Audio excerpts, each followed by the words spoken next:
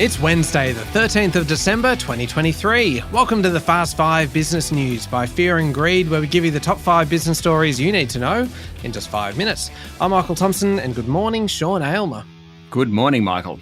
Sean, 5 stories to get through in 5 minutes. And story number 1 is a big one. A surge in tech stocks yesterday has almost ensured that the sector will be the top performer for 2023, with companies like Xero and REA and WiseTech Global defying higher interest rates and recording some of the best returns all year. That trend continued yesterday with Xero surging 4%, meaning it's up more than 50% for the year. REA was up 2.6% yesterday, taking its 12-month rally to 37%.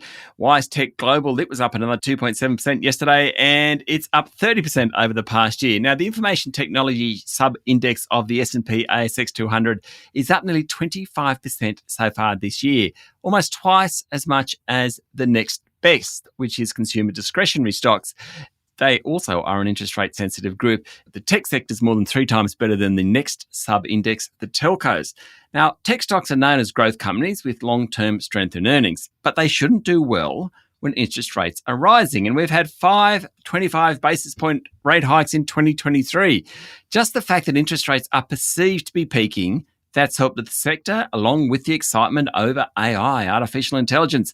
Other tech stocks to have run hard this year include NextDC, up more than 40%, Altium, which is 27% higher, and Life360, which is up 25%. Sean, how much of this is related to what's happening on Wall Street?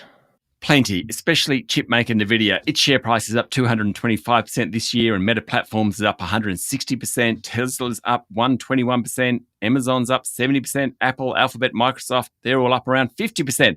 It's a big reason why Wall Street has done so well this year. In fact, it's a big reason why Wall Street has done so well over the last decade or so. In more recent times, the advent of AI and the peak of the rate cycle has supported those big 7 Wall Street tech stocks. The local market follows the US, and while the ride hasn't been quite as wild, US tech has certainly provided the direction.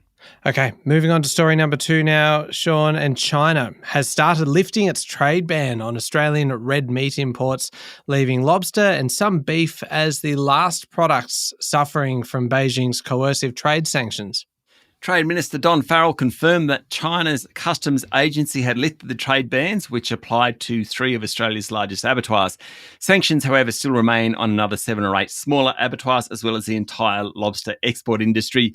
The sanctions were among the $22 billion in trade bans imposed when the China-Australia relationship fell to its worst in the Morrison years.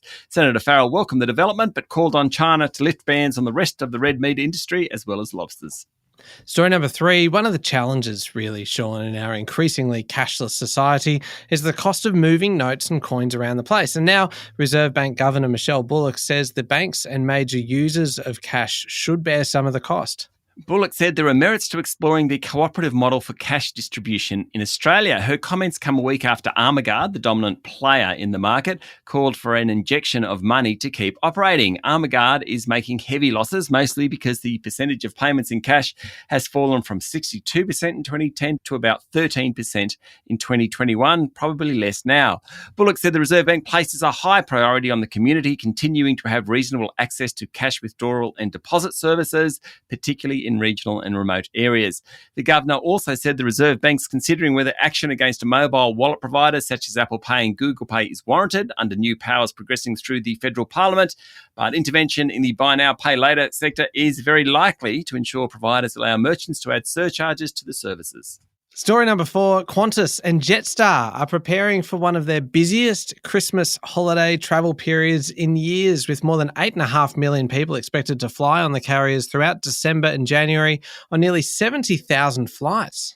That's about 500,000 more than last year and the most since the pre-COVID days. Qantas says the biggest day of travel is expected to be this Friday, with more than 150,000 customers flying throughout the day.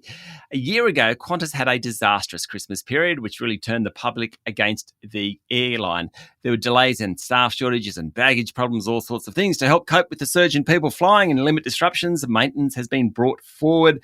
There's 13 aircraft on standby as operational spares. Qantas also said there was a significant boost to reserve staff who can be called on if there's an unexpected sick leave. Now, Qantas is urging travellers to check in early. They're also pleading with travellers to be nice to staff. It's a shame when they actually have to plead for that, isn't it? It is. Last one, story number 5. A federal jury in the US has found against Google in a lawsuit brought by Epic, which is the company behind the ultra-popular video game Fortnite, which accused the search giant of suppressing competition in the Android app market to secure billions of dollars in profits from its Play Store. It'll be interesting to see how this one plays out. The verdict was returned just hours after closing arguments in the weeks-long trial in San Francisco. The central issue in the case was whether Google stopped rivals to its Play Store and payments services from gaining traction on Android devices, according to the Financial Times. Epic's lawsuit alleged Google abused its power to charge excessive fees and made a huge profit of $12 billion on its Play Store in 2021 alone. Epic had sought to use an alternative billing mechanism on the Play Store that avoids Google's fees. It now falls to the judge in the case to determine what remedies Google should face. All right, there we go. The top 5 business stories in 5 minutes. Thank you, Sean. Thank you, Michael. It's Wednesday, the 13th of December, 2023. Remember to hit follow on the podcast. If 5 minutes isn't enough, you can find our longer daily show called Fear and Greed Business News wherever you listen to podcasts. And every Wednesday, there's a new episode of How Do They Afford That, our sister podcast, all about making your money work a little bit harder for you. Find that one wherever you listen to podcasts. I'm Michael Thompson, and that was the Fast 5 Business News by Fear and Greed. Have a great day.